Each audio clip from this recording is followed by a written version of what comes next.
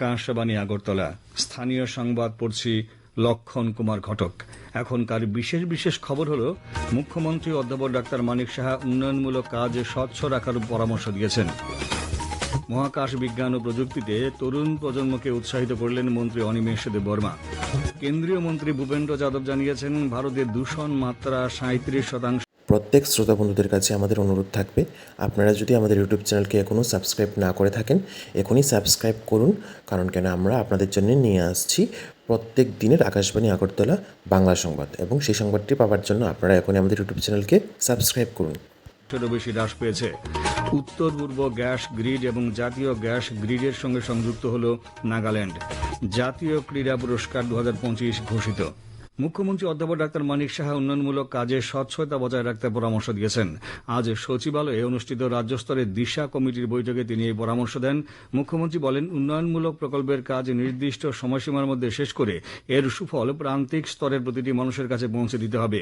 প্রশাসন ও জনপ্রতিনিধিদের মধ্যে নিয়মিত সমন্বয়ের মাধ্যমে মাঠ পর্যায়ের বাস্তব সমস্যাগুলি চিহ্নিত করে দ্রুত সমাধানের উদ্যোগ নিতে হবে। মুখ্যমন্ত্রী জন আরোগ্য যোজনা এবং আয়ুষ্মান ভারত প্রধানমন্ত্রী জন আরোগ্য যোজনার সুবিধা যাতে জনগণ সহজে পান তা নিশ্চিত করার উপরও গুরুত্ব আরোপ করেন তিনি। বৈঠকে গ্রাম উন্নয়ন, আবাসন, পানীয় জল, স্বচ্ছ ভারত মিশন, নগর উন্নয়ন, শিক্ষা, কৃষি, দক্ষতা উন্নয়ন ইত্যাদি দপ্তরের প্রকল্পগুলির অগ্রগতির বিষয়ে পর্যালোচনা করা হয়।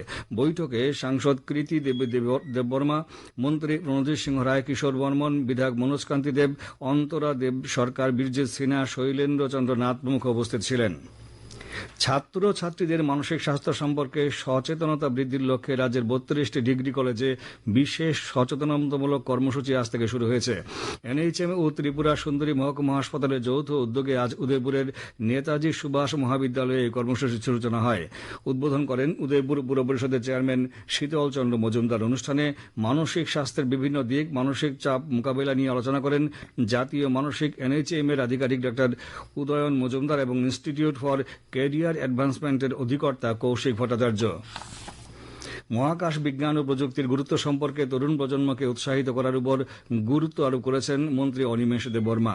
আজ আগরতলার প্রজ্ঞাভবনে জাতীয় মহাকাশ দিবস উদযাপন উপলক্ষে আয়োজিত অনুষ্ঠানে তিনি মহাকাশ গবেষণায় ইসরোর ধারাবাহিক সাফল্যের কথা তুলে ধরেন। অনুষ্ঠানে নর্থ ইস্টার্ন স্পেস অ্যাপ্লিকেশন সেন্টারের প্রধান ডক্টর শ্যাম এস কুন্ডু ত্রিপুরা সহ উত্তর পূর্বাঞ্চলের শিক্ষার্থীদের বিজ্ঞান বিষয়ক বিভিন্ন সুযোগ সুবিধার কথা তুলে ধরেন। বিজ্ঞান, প্রযুক্তি ও পরিবেশ দপ্তরের প্রধান সচিব চৈতন্য মূর্তি বলেন, জাতীয় মহাকাশ দিবসের মূল লক্ষ্য হল মহাকাশ বিজ্ঞান ও প্রযুক্তির ক্ষেত্রে ভারতের অগ্রগতি সম্পর্কে ছাত্র ছাত্রীদের অবহিত করা। অনুষ্ঠানে আগরতলা শহরের প্রায় 15টি বিদ্যালয়ের শিক্ষার্থীরা সহ শিক্ষক শিক্ষিকারা অংশগ্রহণ করেন। আজ দক্ষিণ জেলার বিলোনিয়া মহকুমা হাসপাতালে রোগী কল্যাণ সমিতির এক সভা অনুষ্ঠিত হয়। সভায় বিধায়ক দীপঙ্কর সেন এই হাসপাতালে জেনেরিক ওষুধের আরও একটি কাউন্টার খোলা ও টিকাকরণ কর্মসূচি সফল করার উপর জোর দেন। উপস্থিত ছিলেন বিলোনিয়া পুর পরিষদের চেয়ারম্যান নিখিল চন্দ্র গোপ, জেলাশাসক মোহাম্মদ সাজ্জাদ পি, জেলার মুখ্য স্বাস্থ্য আধিকারিক ডাক্তার জ্যোতির্ময় দাস। দক্ষিণ জেলার শান্তিরবাজারস্থিত কেন্দ্রীয় বিদ্যালয়ে আজ থেকে দুদিনের যুব সংসদ শুরু হয়েছে। কেন্দ্রীয় বিদ্যালয়ের শিলচর আঞ্চলিক কেন্দ্রের অধীনে থাকা 8টি কেন্দ্রীয় বিদ্যালয়ের ছাত্রছাত্রীরা যুব সংসদে অংশ নেন। উদ্বোধন করেন বিধায়ক প্রমোদ রিয়াং। খোয়াই জেলা শিক্ষা দপ্তরের উদ্যোগে আজ খোয়াই সরকারি ইংরেজি মাধ্যম দ্বাদশ শ্রেণী বিদ্যালয়ে জেলাভিত্তিক বিজ্ঞান সেমিনার অনুষ্ঠিত হয়। উদ্বোধন করেন খোয়াই জেলা পরিষদের সভাধিনেত্রী অপর্ণা সিংহ রায়। উপস্থিত ছিলেন খোয়াই পুর পরিষদের চেয়ারপারসন দেবাশিস নাথ শর্মা, জেলা শিক্ষা আধিকারিক নীলমণি দেববর্মা। খোয়াই জেলার 18টি বিদ্যালয়ের ছাত্রছাত্রীরা সেমিনারে অংশগ্রহণ করে। লামডিং বদরপুর রুটে ট্রেন চলাচল এখনও নিয়ন্ত্রিত রয়েছে। এনএফ রেলওয়ের পক্ষ থেকে জানানো হয়, আজ ও আগামীকাল রাতে আগরতলা থেকে নারিঙ্গির উদ্দেশ্যে ট্রেন ছাড়বে রাত 11:30টায়, নারিঙ্গি থেকে আগরতলার উদ্দেশ্যে ট্রেন ছাড়বে রাত 10:30টায়। আজ রাজ্যে পূজিতা হচ্ছেন মা মনসা। শ্রাবণ সংক্রান্তির দিনে মনসা দেবীর বিশেষ আরাধনা করার প্রথা দীর্ঘদিন ধরে চলে আসছে। আগরতলায় দুর্গাবাড়ি ছাড়াও গৃহস্থ বাড়িতে মনসা পূজার আয়োজন করা হয়েছে। দুর্গাবাড়িতে মনসা পুজো উপলক্ষে সকাল থেকে মন্দিরে জনসমাগম হয়েছে। শ্রাবণ সংক্রান্তিতে সর্বদর্শন থেকে রক্ষা ও পরিবারের মঙ্গল কামনায় ভক্তরা মনসা দেবীর আরাধনা করে থাকেন।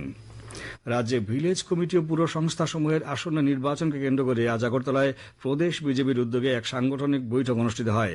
উপস্থিত ছিলেন মুখ্যমন্ত্রী অধ্যাপক ডক্টর মানিক সাহা, প্রদেশ বিজেপি সভাপতি অভিষেক দেব রায়, ত্রিপুরা প্রদেশ প্রভারী ডক্টর রাজদীপ রায় সহ অন্যান্য নেতৃবৃন্দ। এ খবর শুনছেন আকাশবাণী আগরতলা কেন্দ্র থেকে। আকাশবাণীর সংবাদের আপডেট পেতে লগ ইন করুন www.newsonair.com এবং নিউজ অন এয়ার অ্যাপে। ফলো করুন সোশ্যাল মিডিয়ায় ফেসবুক ও X handle All India Radio News এবং ইনস্টাগ্রাম পেজে এআর নিউজ অ্যালার্টস। দেখুন official YouTube channel News on Air. এছাড়াও আকাশবাণী আগরতলা সংবাদ আপডেট পেতে দেখুন এক্স হ্যান্ডেলে আকাশবাণী নিউজ আগরতলা, ফেসবুকে এয়ার নিউজ আগরতলা এবং ইউটিউবে আকাশবাণী নিউজ আগরতলা। ব্রিক্সে পরিবেশ মন্ত্রীদের ১২তম বৈঠক নতুন দিল্লির ভারত মণ্ডপমে অনুষ্ঠিত হয়েছে। সদস্য দেশগুলির মন্ত্রী, উচ্চপদস্থ আধিকারিক, নীতি নির্ধারক এবং বিশেষজ্ঞদের মধ্যে অর্থবহ আলোচনা, ঐক্যমত্য গড়ে তোলা এবং পরিবেশগত সহযোগিতা জোরদার করার ক্ষেত্রে এই বৈঠক একটি মঞ্চ হিসেবে কাজ করছে। কেন্দ্রীয় পরিবেশ, বন ও জলবায়ু পরিবর্তন মন্ত্রী ভূপেন্দ্র যাদব বৈঠকে সভাপতিত্ব করেন। আজকের বৈঠকের মূল ভাবনা হল নতুনত্ব গ্রহণ, উদ্ভাবন, সহযোগিতা ও সুস্থায়ী উন্নয়ন। সভায় শ্রী যাদব মানবতাকে অগ্রাধিকার দেওয়ার দৃষ্টিভঙ্গি নিয়ে একটি সুস্থায়ী পৃথিবী গড়ে তোলার লক্ষ্যে নীতি, প্রযুক্তি এবং জন অংশগ্রহণকে সমন্বিত করার গুরুত্ব পুনর্ব্যক্ত করেন। তিনি উল্লেখ করেন, ভারত 2005 থেকে 2022 সালের মধ্যে দূষণ নিঃসরণের মাত্রা 37%-এরও বেশি হ্রাস করেছে। তিনি জানান, ভারতের মোট বিদ্যুৎ উৎপাদন ক্ষমতার অর্ধেকেরও বেশি এখন পরিবেশ বান্ধব বা পরিচ্ছন্ন উৎস থেকে আসে।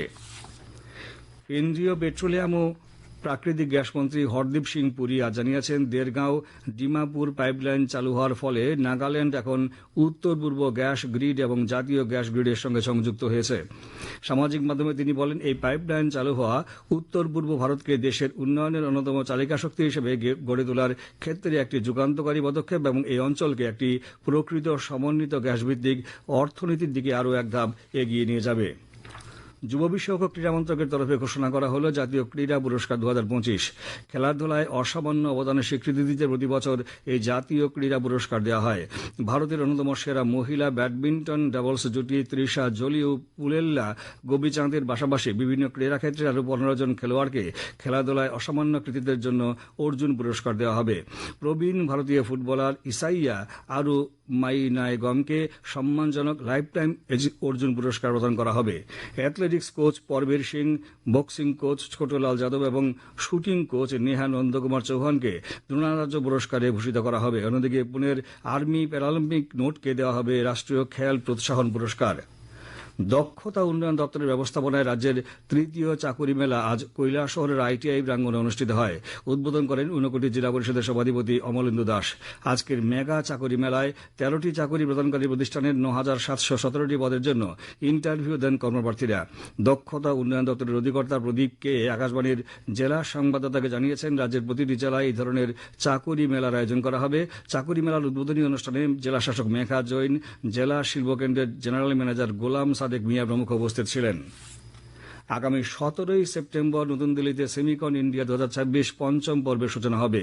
3 দিনের এই ইভেন্টে 40টিরও বেশি দেশ থেকে প্রায় 240টি কোম্পানি এবং 500-এর বেশি প্রদর্শক অংশ নেবেন।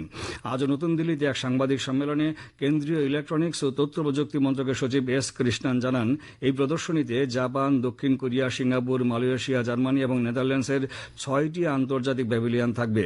প্রধানমন্ত্রী নরেন্দ্র মোদী এর উদ্বোধন করবেন। তিনি আমেরিকা, জাপান, দক্ষিণ কোরিয়া, সিঙ্গাপুর, জার্মানি, নেদারল্যান্ডস এবং মালয়েশিয়ার সিইওদের সঙ্গে একটি গোলটেবিল বৈঠকে সভাপতিত্ব করবেন। সাংবাদিক সম্মেলনে জানানো হয়, সেমিকন ইন্ডিয়া কনফারেন্সের পঞ্চম পর্বের মূল ভাবনা হচ্ছে silicon to systems building the ecosystems. মন্ত্রক জানিয়েছে, সম্মেলনের সময় সেমিকন্ডাক্টর শিল্পে নারীর ক্ষমতায়ন এবং নেতৃত্ব বিষয়ক একটি বিশেষ অধিবেশনও অনুষ্ঠিত হবে। আগামী 24 ঘণ্টায় পশ্চিম জেলা, সিপাহী জেলা, দক্ষিণ ও গোমতী জেলায় বজ্র বিদ্যুৎ সহ ভারী বৃষ্টিপাতের সতর্কতা জারি করেছে আবহাওয়া দপ্তর।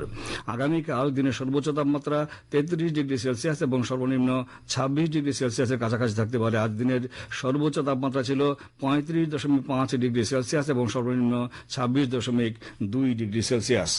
শেষ করার আগে বিশেষ খবরগুলো আরেকবার পড়ছি। মুখ্যমন্ত্রী অধ্যাপক ডক্টর মানিক সাহা উন্নয়নমূলক কাজ স্বচ্ছ রাখার পরামর্শ দিয়েছেন। মহাকাশ বিজ্ঞান ও প্রযুক্তিতে তরুণ প্রজন্মকে উৎসাহিত করলেন মন্ত্রী অনিমেষ দেব বর্মা। কেন্দ্রীয় মন্ত্রী ভূপেন্দ্র যাদব জানিয়েছেন, ভারতে দূষণ মাত্রা 37%-এর বেশি হ্রাস পেয়েছে। উত্তর পূর্ব গ্যাস গ্রিড এবং জাতীয় গ্যাস গ্রিডের সঙ্গে যুক্ত হল নাগাল্যান্ড। জাতীয় ক্রীড়া পুরস্কার 2025 ঘোষিত। স্থানীয় সংবাদ আজকের মতো এখানে শেষ হল।